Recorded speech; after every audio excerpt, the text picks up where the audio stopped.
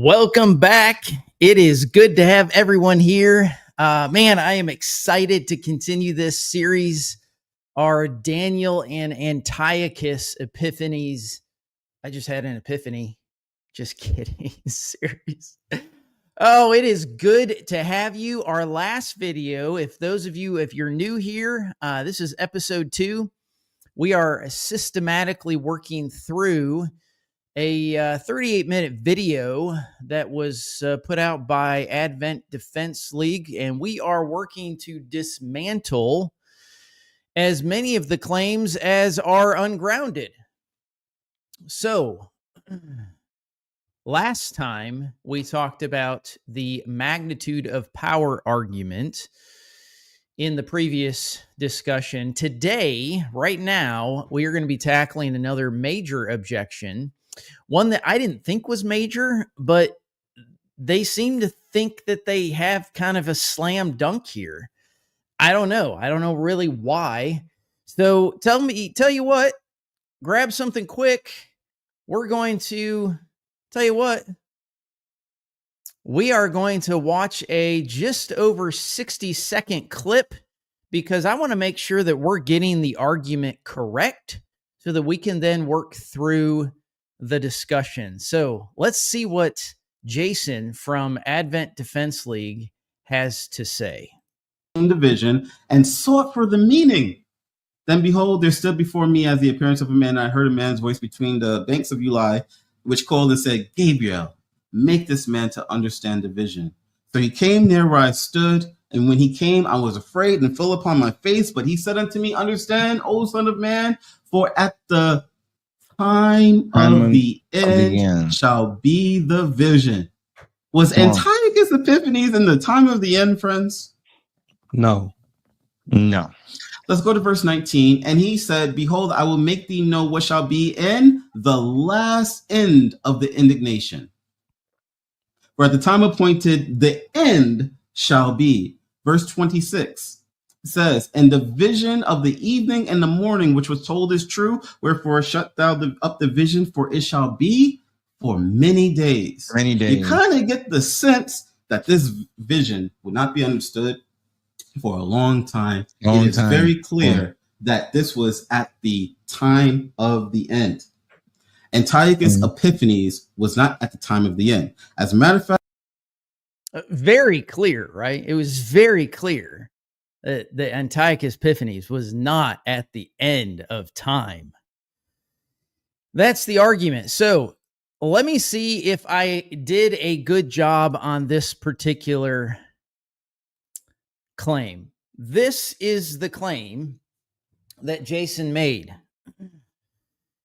The claim is that Daniel 8 says the vision concerns, quote, the time of the end.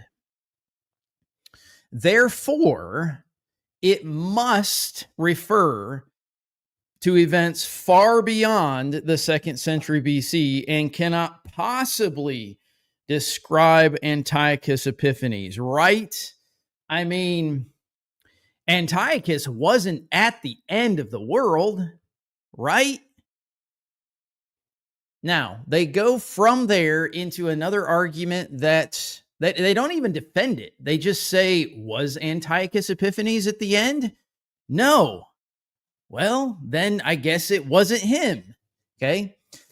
Now, if you aren't paying too close attention, if you're not using too much of your critical thinking, this argument that we're working through tonight might actually seem on the surface pretty compelling. Oh, no, he wasn't, right? I mean, after all, if we're talking about the time of the end, I mean, surely the meaning of this is like the end of the world, right? That's what Daniel was referring to, the final eschaton, the end of the world, the ultimate conclusion of everything. Now, I want you to notice in the video that is the assumption of the text. There was absolutely no digging into the original text. There was no digging into what the context of the time of the end is, or what the word end means in the original language, but just an assertion and no claim. All right. So we're going to actually address this claim right here, because as soon as I heard this, I said, Jason, not so fast. Not so fast, my friend. Because today, what we're going to do is we're going to dive deep into Hebrew grammar. We're going to examine how Daniel uses this end language itself throughout the entire book. And we're going to discover that this phrase might not actually mean what many people in the Adventist system assume it means. And what does Jason exactly mean? What does ADL mean exactly? Well, some of you already picked up on it. Oh, it most certainly can't be Antiochus. He wasn't in the end, but maybe it was a long time off. Maybe it was 1844. That's way off, way down the road. That's what it was referring to. So, friends, we're going to address this concern. Grab your Hebrew lexicon. That would be helpful. Don't grab a Strong's Concordance. Grab a Hebrew lexicon. We're going to be looking at original language. Let's explore what the time of the end actually meant to Daniel's audience. What did Daniel mean? What would have been understood to the audience that's actually receiving this text? Now, let's get started with actually getting straight into Daniel 8. This is actually the verse that gets brought up, Daniel 8:17. There were several of them that were addressed. We're going to deal with all of them, plus a few other things. So Daniel 8:17, so he came near where I stood, and when he came, I became frightened and fell prostrate. But he said to me, understand, O mortal, that the vision is for thee, there it is, the time of the end, et kesh, okay? It's this language right here in the text. You'll see right down here on the bottom part, et, and this gesh, okay? This is the actual original language. You'll notice, as we've said before, you got a 25 and then a 26. These words are actually next to each other. We're going to actually be exploring what end means. Here's the crucial question that I think we need to ask. End of what? End of what? This Hebrew word right here, this Hebrew word, QES, is the manuscript transliteration. Gesh, that word doesn't automatically mean the end of the world or final, the final cosmic consummation, okay? In biblical Hebrew, every word, for the most part, not all words, okay, but this word in particular has what's called a semantic range that encompasses any culmination point, termination, or decisive moment. That's exactly, and I'm going to show you exactly what I mean, because this word is used a lot. Let me show you a couple of examples, okay? We're going to keep the interlinear attached to the bottom. I'm going to go to Genesis 6:13, and I want you to be asking the end of what? Okay, same exact word, all right? Hebrew language, and God said to Noah, I have determined to make an end of all flesh, for the earth is filled with violence because of them. Now I am going to destroy them along with the earth. There is that same word showing up right here, QES, as far as the transliteration, okay? The end of all flesh. Now, my question is this referring to the end of the world, the end of history? Is God telling Noah that he's going to completely obliterate everything? Is that what's going on? Does it refer to the end, ultimate end of the world? No, very clearly not, okay? because the context of what's happening is it's talking about the immediate historical judgment of the flood. It's in that context, okay? Now we're going to go to another passage. Now there's a lot that we could go to, okay?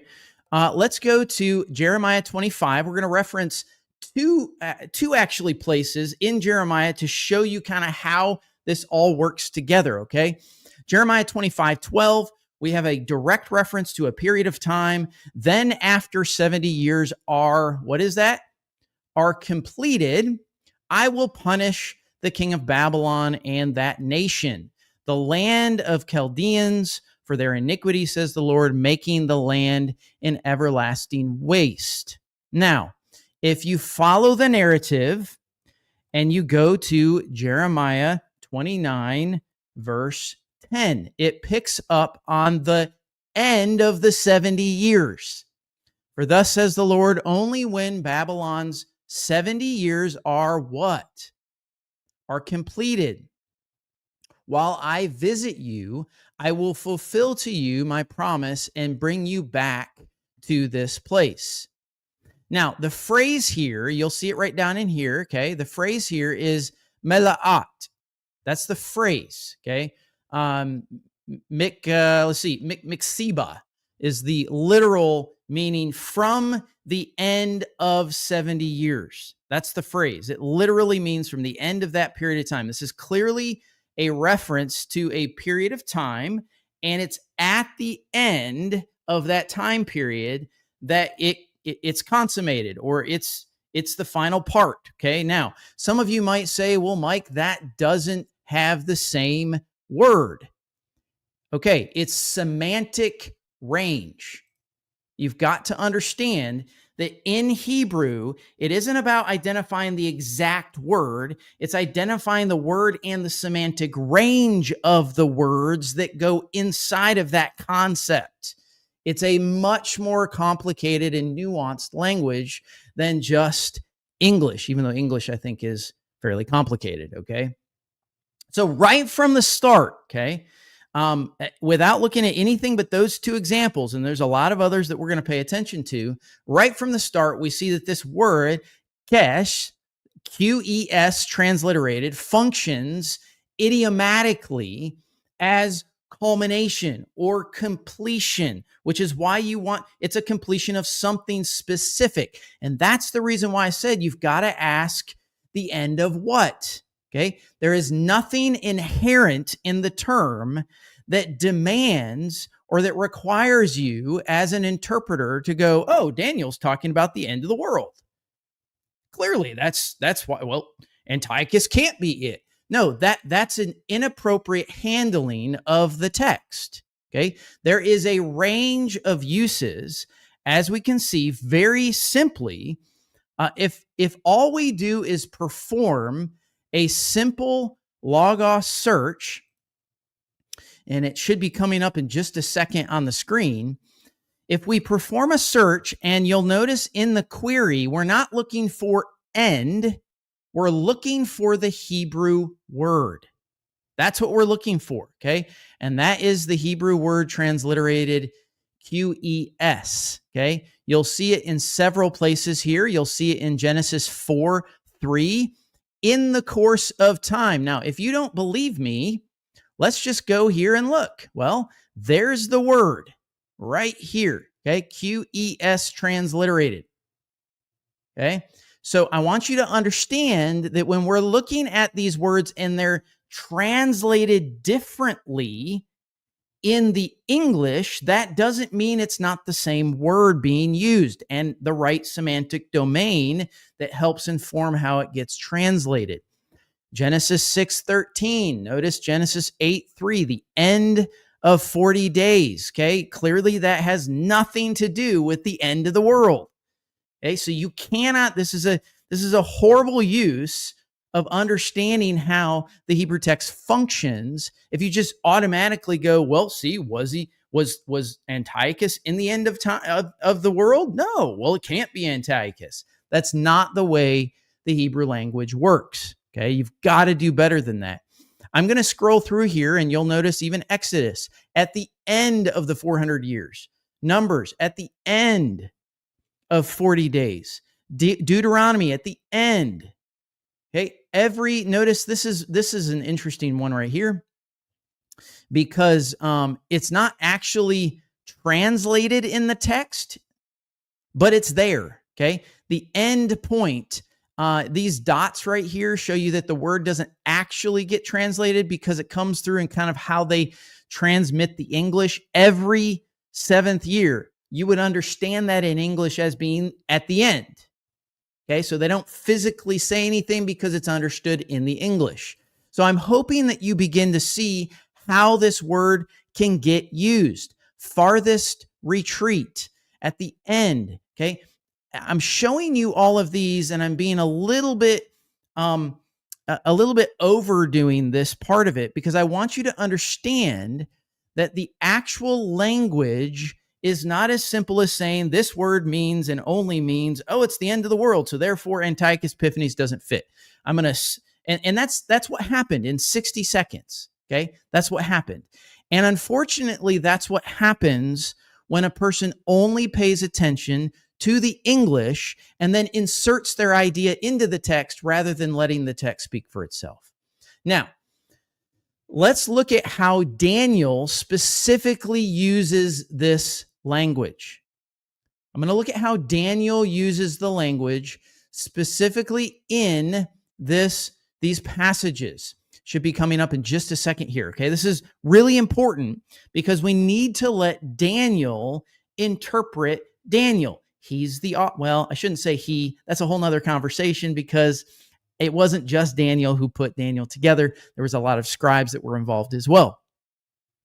But here's how this word is being used in the book of Daniel. Daniel 8:17, which is where we're at, and 19. You got end. Its end shall come with a flood, and to the end there shall be war. Desolations are decreed. Now, there's no reason in the text to think that this means the end of the world, okay? In fact, I want you to notice something really interesting in that Daniel employs kesh with relative horizons that shift depending on the context. Let me show you exactly what I mean. I'm going to say that again.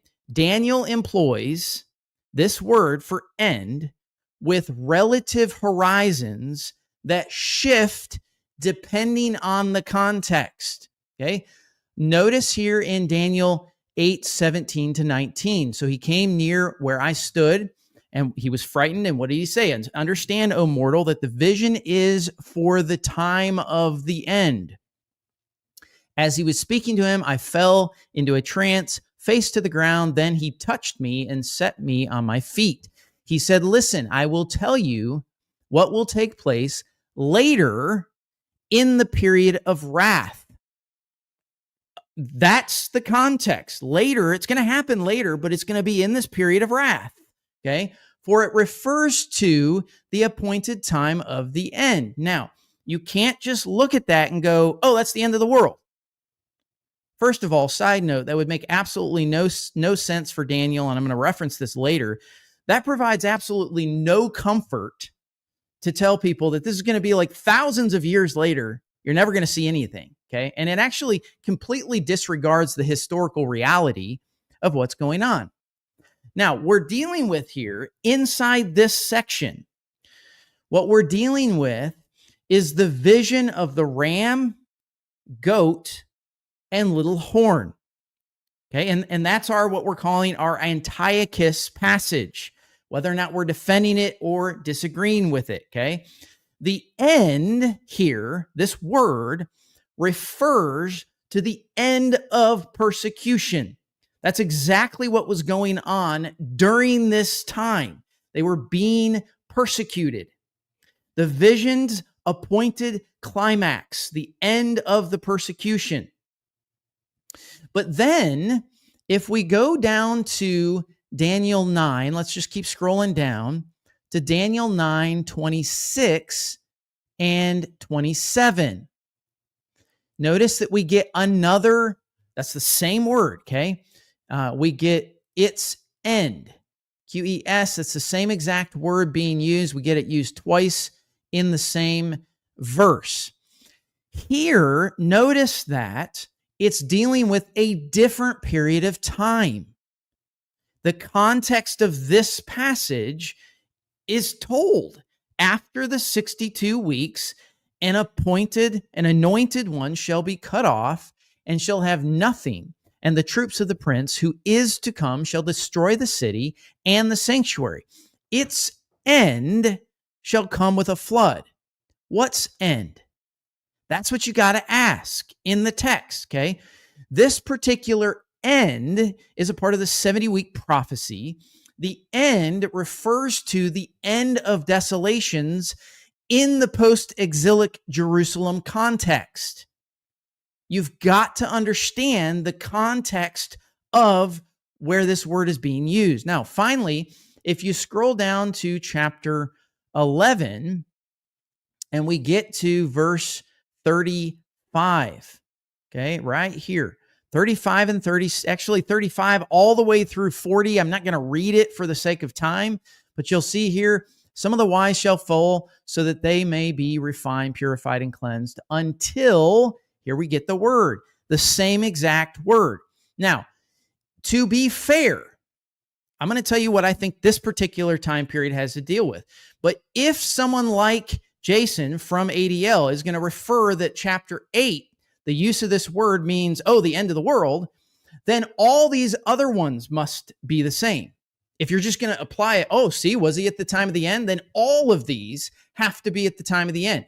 Otherwise, you do have to deal with the context, and you have to identify the context of what period of time this word's being used in. Now, someone like Jason might disagree with me on what I think the period of time is. That's fine. That's okay. You get the opportunity to disagree with my opinion. That's fine. But doggone it, you better support it.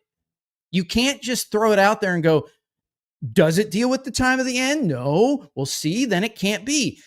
There's no, that's a horrible argument. No support. Okay. So if you look at Daniel 11, 35 to 40, and then as well as if you go all the way to chapter 12, verse 4, but you, Daniel, keep the words secret and the book sealed until the time of the end. Many shall be running back and forth, and evil shall increase. You get the same thing here. He said, go your way, Daniel, for the words are to remain secret and sealed until the time of the end. Okay? So here, this word very clearly is being used for a different period of time. They're not all the same. We get language here that seems to be about the eschatological culmination of history in these passages right here. But the very first one cannot be that. It absolutely cannot be that, okay?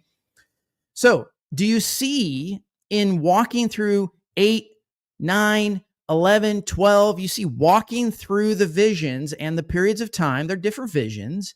Do you see the progression of what's going on? The earlier strata of Daniel, including chapter 8. And someone asked me earlier, do you believe chapter 7, chapter 8 is the same little horn? That's a whole nother dialogue. I'll be getting into that in the oncoming episodes, okay? But in chapter 8, the use of etgesh for the end of contemporary oppression in chapter 8. Daniel's time period, contemporary oppression. That's what's going on in chapter 8. The later materials in context extend it to the ultimate end of days. I have no problem with that as you get into Daniel 12. But Daniel 8 does not deal with that context if you understand what's going on. Okay, now this reflects, I'm not the only one. I don't tend to come up with my own ideas for the most part, okay? I'm not the only one. This is what scholars call apocalyptic rereading, where later editors, and this is getting into a whole nother can of worms, okay? This deals with authorship. Again, if you haven't gotten into this, you need to study it, because authorship scribes, re-editing, things that happened to get us the book that we have today did go on. You've got to understand that when you're interpreting this. This is not Daniel just writing everything out. That's not what happened, okay? So what scholars here call apocalyptic rereading, where later editors, as you get into the later chapters, they're taking earlier, more limited prophecies and they're expanding the scope as they write. Okay. Now you may not be familiar with this, and that's fine. You don't have to agree with me, but I'm showing you why the Antiochus interpretation can and does fit textually. The text allows it. You can't just throw it off because, and this is me being a little curt, okay? I understand that the Adventist institution needs Antiochus to not be it. I get it because of what it does to 1844 investigative judgment, sanctuary, like I get it. But that doesn't give you the right to disregard textual meaning, and it doesn't give you the right to twist what Daniel actually was meaning. Okay? Now, the context, as I have said before, context defines the end. And you've heard me say this before, context is king. I almost put in a reference here. I'm going to try not to because I don't want to do an ad hominem here. But I will say this, since I know that Jason is listening. It is very disrespectful when a phrase like context is king is then taken out of my own context and used to basically denigrate my own character. You know what I'm talking about because when you guys were in Australia, you made comments in reference to this exact phrase. So in studying biblical languages and learning from scholars that spend their entire lives doing this kind of work, language work, I have come to realize how true this statement is. No, context isn't key, ADL. No, it's not key. Yes, it can be a key. I get it. I understand what you're trying to do. But context is king. And I am not saying that context is Jesus Christ. Okay? Context is king when you're interpreting language. You have to keep things in context. If you don't get the context right, you will get the interpretation wrong, no matter how good your intentions are. So here's where it gets really interesting as we're digging in. When the angel Gabriel explains that the vision concerns, quote, the time of the end, I want you to look carefully. I want you to look carefully at what the text says. Take off your preconceived notions. Look at what the text says. Look carefully at the surrounding clauses that define what end means in its context. He said, listen, I will tell you what will take place later in the period of wrath. Now, just to be fair, and again, I did not mean any disrespect when I referenced this before. I used the King James Version last time. I know that is it tends to be a favorite of some, or the New King James. Just to be fair, so that we're keeping things for the sake of defending the claim, okay, or rebuttaling the claim. Daniel 8:19 says this in the King James Bible, and I've got the Hebrew on the right-hand side, those of you that are interested and want to read it. And he said, behold, I will make thee known what shall be in the last end of the indignation. For at the time appointed, the end shall be. I want you to catch the phrase, if you're paying attention. What is the time of the end? It's the end of the indignation. This Hebrew word right here. Now, if you go back to the NRSV, it's going to say wrath. This is the word za'am. Okay. In context, the time of the end grammatically modifies the indignation. That's the way Hebrew semantics and Hebrew syntax works. Okay. Contextually, end, kes, modifies, textually modifies. You can see it by the commas weren't there in English or in the original language, but it provides it for us because we know that this period of wrath is defined as, for it refers to the appointed time of the end. This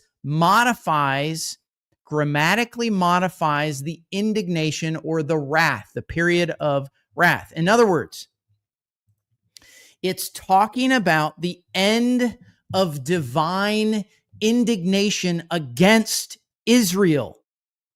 This is a notion that fits perfectly with the Antiochene persecution. Again, if you understand history, it fits, and its resolution is fully resolved in the Maccabean revolt. That's the reason why Antiochus fits here. Because of the period of time. The angel isn't answering the question, when will the world end? That's not the question that the angel is. He's answering, when will this wrath, when will this purification, when will the wrath of indignation, when will this period of time end? In its context, okay? Now, what is this wrath? That's a great question. That's a really good question. What is the wrath that's being dealt with? Now, and I just want to show you this. Again, you can do the same thing if you have language tools like Logos, or there's others out there, okay? You can look up this word that translates indignation, wrath, and you can begin to see there's lots of places where this is being used. And by the way, it's not used for like the second coming. And by the way, that wouldn't make a whole lot of sense because Jesus hasn't come yet. Okay, you got to keep this in its context.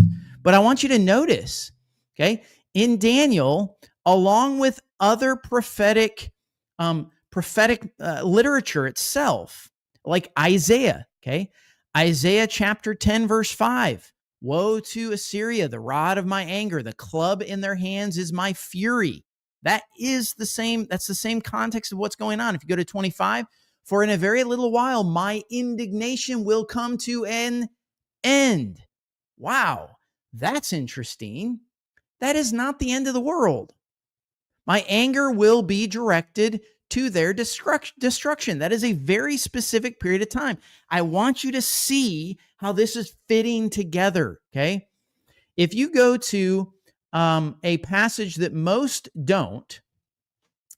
haven't read Lamentations chapter 2, okay, or Lamentations at all. It's not a book that people tend to go to. But Lamentations chapter 2, verse 6, notice what it says. He has broken down his booth like a garden. He has destroyed his tabernacle. The Lord has abolished in Zion festival and Sabbath. Interesting side note, not this time, but put that in the back of your mind with regards to your understanding of Sabbath. And in his fierce indignation has spurned king and priest. Passages like this in Lamentations uses za'am, wrath, indignation. It denotes a specific period of divine anger or punishment. This is not the end of history. That's not what's going on in context. In fact, I did a deep search on this just to make sure that I can say this with certainty. The word za'am, where we get indignation, wrath, that word is never used for the end of history or the end of world imagery. The context of za'am is instead usually it refers to like a period or an outbreak of divine wrath. Okay. God is angered. He puts out his divine wrath, his indignation on a group of people for a period of time, sometimes prefiguring later judgment or restoration. But it's always, this is what's important, it is always temporal. It's always temporary rather than absolute or final. There's no reason in the context of the passage in Daniel 8 to conclude. Again, there's absolutely no textual reason to go, oh, this is the end of the world that hasn't even happened yet. That's what the angel's referring to. That's not good exegesis. Now, I want to look at specifically, and I know I'm belaboring the point, but I want to just nail this down to make sure people understand what's happening. I want you to check out the end language in his earlier visions, because this is going to help us understand the actual consistent pattern. Daniel 2:44, and in the days of those kings, the God of heaven will set up a kingdom that shall never be destroyed, nor shall his kingdom be left to another people. It shall crush all these nations and bring them to an end. Now, that is not the same exact word, but it's within the semantic domain. And it shall stand forever. The end here, again, it's within the semantic domain. The end that's being referenced here, it refers to the last phase of a particular empire sequence in the context of Daniel chapter 2, Babylon, Persia, Greece, and then the fourth kingdom. Again, however you understand that, but that's in the context of what's going on. If you go to chapter 7, verse 26, then the court shall sit in judgment, and his dominion shall be taken away, to be consumed and totally destroyed. Then the court shall sit, this dominion shall be taken away. This is the end of a ferocious king's rule. That's what's going on in the context. The kingdom is taken away. It's given to someone else, okay? Now, this fits historically, if you're reading in context, this fits the commonly interpreted Antiochus IV understanding, Antiochus Epiphanes IV. The vocabulary of end is apocalyptic literature in Daniel. It's consistently indicating the closure of a phase in political theological history. It is not referring to, it's not always anyways, and it most certainly isn't at the beginning of this vision, referring to the annihilation of the world. That's just not what's going on. The pattern, as we're looking at this, okay, I hope that you're seeing a pattern that shows us that when Daniel talks about the end, he's thinking in terms of the end of specific crises, specific kingdoms, specific periods of suffering. This is not cosmic finality. Now, we're not stopping there, because I could probably end there and go, that's probably enough support. But I think that we should look at Daniel's contemporaries. How do they use the word end? How do they understand what Daniel was saying? This is crucial because it shows us how 2nd century BC Jews actually understood these concepts. From a 2nd century Jewish standpoint, it's very clear that the Antiochene persecution from Antiochus Epiphanes IV, which is roughly from 167 to 164, it represented what they saw as the terminal crisis, the worst thing that had ever happened to the covenant community. But they understood it as a prelude to divine vindication, not the end of the world. You say, well, Mike, what are you referring to? Well, let's just go to the literature. Okay, let's just look at what the actual text says. Now we're going to be going to Maccabees here as it pulls up. Now I have this in the NRSV UE because that particular version. Let me go to first Maccabees 454 because it's included in, this is actually what's called the Catholic version, the updated edition, because it includes a lot of these books that are helpful. You don't need to believe these to be canon in order to have them helpful. This is the Jewish understanding of what happened. The first Maccabees 454 says, at the very season and on the very day that the nations had profaned it. Profaned what? The temple. It was dedicated with songs and harps and lutes and cymbals. On the very same day that the Gentiles had profaned it, the temple was purified again. It was restored to its rightful position.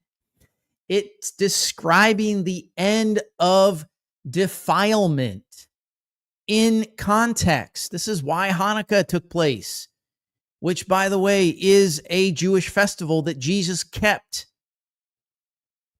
Now, let's go to 2 Maccabees 7:9.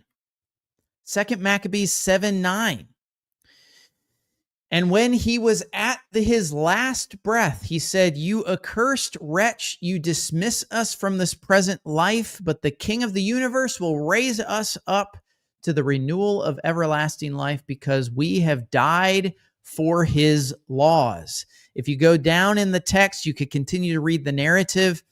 Verse 36, for our brothers, after enduring a brief suffering for everlasting life, have fallen under God's covenant. But you, by the judgment of God, will receive just punishment for your arrogance. Here's what's interesting. The martyrs are awaiting resurrection at the end of the wrath of the Almighty. That's what's happening. Now, just an added addition. By the way, I've kept the QR code in the upper right-hand corner. If you want to join our Discord server, please do. If you're a diehard Adventist and you want to come in and you want to dialogue and debate, join us. We have an entire dedicated channel that's all of that, okay? That we can, to your heart's content, we can dialogue about these concepts. But if you want, I didn't include this in the actual presentation. I'm just going to reference it. If you want the details on it, I'll give it to you. There is a parallel from Qumran, the Essene community. There's a pesher called the pesher of Habakkuk that uses this phrase, kes ha-yamin, which is end of the period. This is where it's interesting. End of the period of oppression by the Kittim, Kittim. Now, if you're keen on this story, you're going to know that the Kittim, Kittim, is actually in Daniel. There's a reference to this. This makes a really interesting parallel in connection to what's going on historically. Very specific historical crisis that involves the time period of Antiochus Epiphanes IV. It is not cosmic consummation. If you want the Antiochus and pesher of Habakkuk reference, it's in my knowledge base, which is it's on my website. You can get it actually, I believe, by scanning the QR code. It's in the database where I do all my research, and I've got all my stuff in there that I've decided to make available to the public. So it's just under Kittim, Antiochus, and the pesher of Habakkuk. So what these parallels demonstrate is that Jewish apocalyptic language routinely employed this time of the end to mean a very specific persecution. It's not a final cosmic consummation. That's not what's going on. Now, here's something, as we're getting close to the end here, friends. Here's something that is often overlooked. Again, I think there's probably enough support to say, no, the claim that was made that Daniel 8 says the vision concerns the time of the end, therefore it must refer to the end events far beyond the 2nd century and cannot possibly describe Antiochus the Fourth. Now, I think I've given enough evidence to say that's erroneous. That is just not supported. Okay, they have not brought enough evidence to convince me of anything. Okay, but here's another thing I want to add to the table. Okay, Gabriel's assertion here in Daniel 8:17-19. If you understand the context, this is supposed to be meant to comfort Daniel. It's supposed to be meant to comfort Daniel and his audience. The persecution has an appointed limit. That's what comfort would this provide for any of them? If it's like, oh no, like it's okay, you're going to still continue to be persecuted until the end of the world. There's no comfort, okay?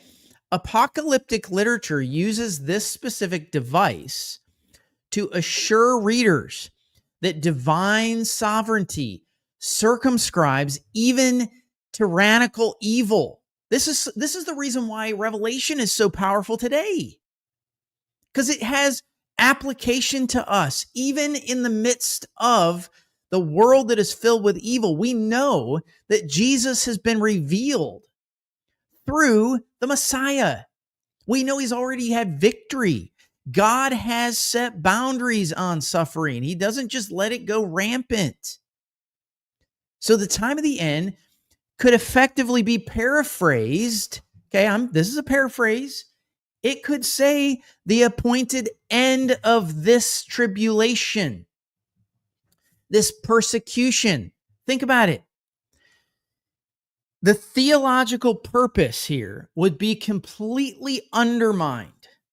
In fact, ADL's application of this completely undermines Gabriel by referring to some indefinite time period, far in the future, that has absolutely no relevance to the immediate suffering that's going on in Daniel's audience. It's out of context. That would be a terribly lacking, uncompassionate situation for a prophet to say, well, here's what the Gabriel said to me. You know what? You've got this. It's okay. How long? Well, it'll be until the end of the world. That's when it'll be. Okay. The comfort comes in the text in Daniel from knowing that this crisis that they're going through, this persecution, this abomination, it all has an appointed end that God has determined. Now, I'm going to go into the weeds a tad bit more, and I apologize. Sorry, not sorry. This is just, I want everyone to have every bit of detailed information that I could conjure up. Did I conjure it? I don't think I conjured it. That's not the right word. That I found in my research. I want you to know something really interesting from the ancient Greek translations. And if you're not familiar with this, what we've been looking at so far is the Hebrew text. We have several different Greek translations of the Hebrew text. The Septuagint, okay, which is the old Greek translation, the Septuagint actually renders this particular passage a very specific way. It renders it as for a period of an appointed time. For a period of an appointed time. That's the way it's going to render it. I was hoping I could show it to you here. Is it going to populate? I hope. All right, let's just go get it. I'm gonna show you all kind of what I do in the midst of all this. Okay, I'm gonna get LES2. We're gonna get here is the Septuagint. This is the second edition. This is the Lexham English Septuagint. This actually deals with the oldest transcripts. And I want you to notice what it says. Okay. Understand thoroughly, Son of Man, for this vision is yet for when? The duration of an appointed time. Come down to 19. There remains yet for a period of an appointed time for the conclusion of these things.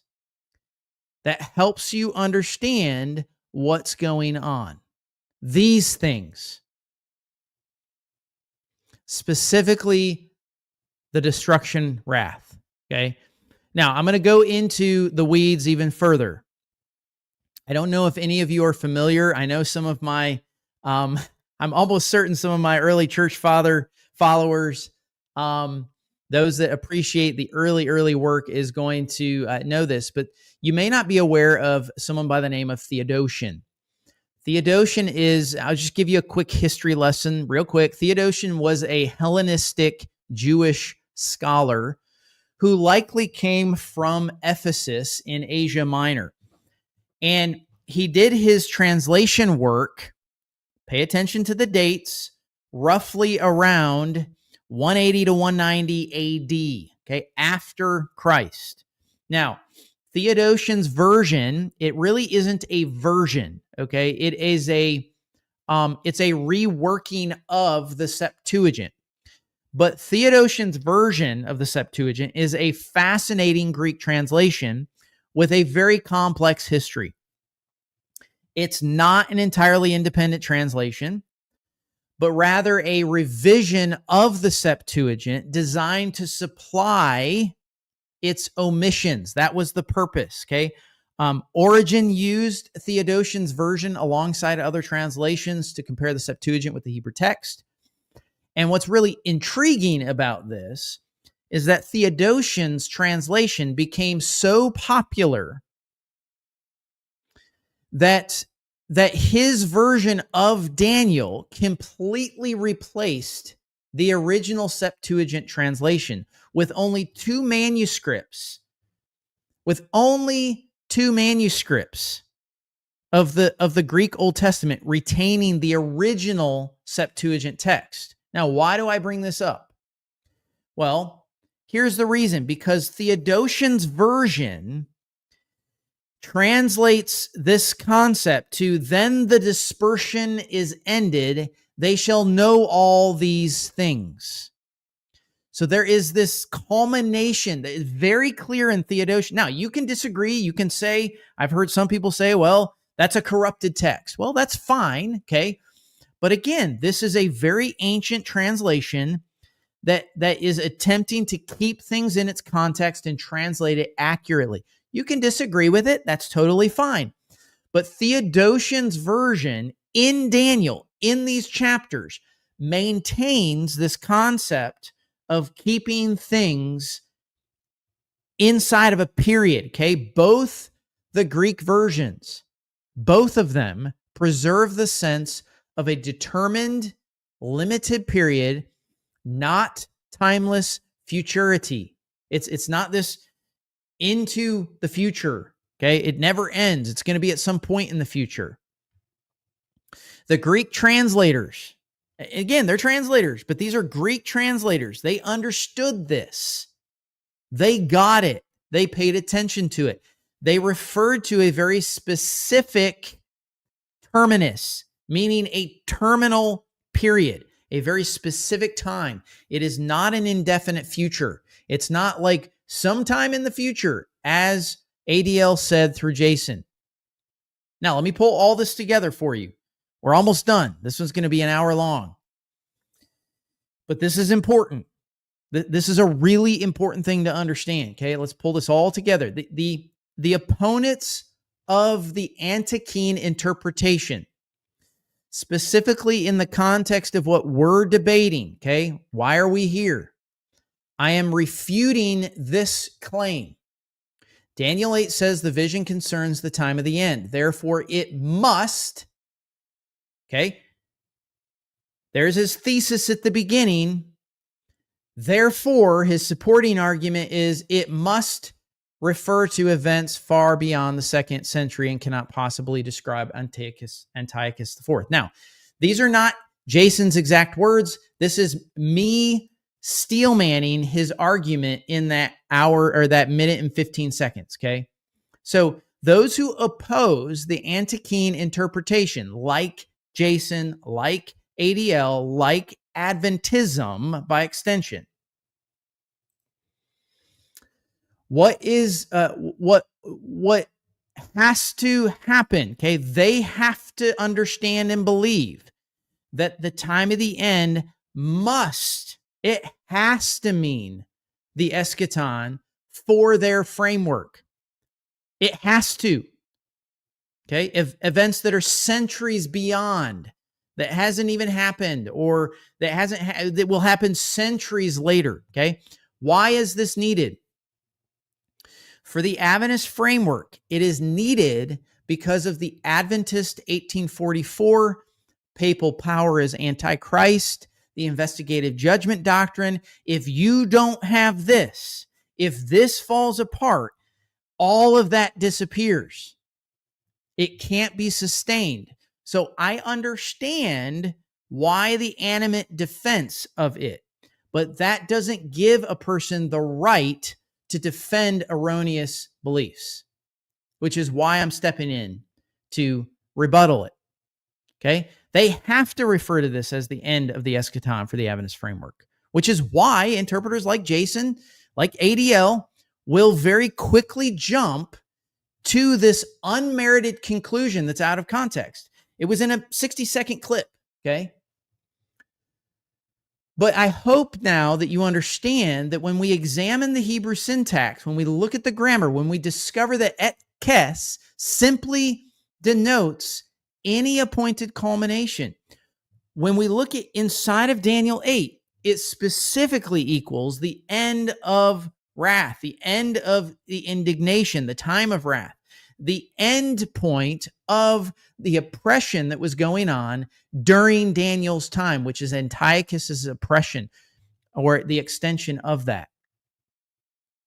The repetition of the phrase, just because it's repeated, it doesn't imply far futuristic scope. That's not the way it works, okay? Apocalyptic literature, which is what Daniel is, it repeats key terms. It repeats it for emphasis, for certainty, not to indicate futureness or remoteness or way out there in the timeline. That's not what that's out of context, okay? And when the text says the vision is for many days, which is in verse 26, when the text says that, Daniel chapter 8, verse 26, the Hebrew idiom, you know what? I'm going to go there. 26. Let's just go there. Daniel 8, 26. Okay. For many days. Right here. Ramim Yamim. This is a Hebrew idiom. It simply marks a considerable amount of time. It does not mean the end of time. This is fully compatible with the Antiochus reign. It's fully compatible. The Second Temple Jewish thought that Antiochene crisis was the time of the end of Israel's suffering under this particular tyrant, the dawn of vindication through the Maccabean revolt. That entire thing fits the context. So here's the bottom line, friends. Kes, Q-E-S, transliterated, the Hebrew word, it means culmination. It means, or a conclusion of divine punishment. Et kes means the appointed terminus of that punishment. And for the Jewish reader that's reading Daniel 8 from the prophet, That terminus was the defeat. They understood it as the defeat of Antiochus and the rededication, restoring the temple back to its rightful vindication. It's the vindication of the temple that happened by the Maccabean revolt in 165 BCE. The time of the end. It's not the end of the world, friends. That's not what's going on. It's the end of desecration. It's precisely the fulfillment, and it is very precise in the Antiochian moment itself. Well, that's it for today. I told you it was going to be about an hour. Next time, we're going to look at another major argument that was brought up against the Antiochian interpretation. It's the third argument that I'm going to deal with from the Advent Defense League, and that is that the fierce king or the little horn arises in the latter time of their kingdom. And because it's in the latter time of their kingdom, Jason posits that, that certainly can't be Antiochus IV, and then begins to look at all of the kings and, he's in the 9th slot. That can't be Antiochus, or can it? Thanks for watching, friends. Be safe, be blessed, stay in the Word of God, stay committed, subscribe, scan the code in the upper corner. We would love to have you be a part of the Discord channel. There's lots of ways to connect with me. I would love to hear your thoughts, comments, and cannot wait to hear some further biblical insights. Subscribe. We'll see you guys later.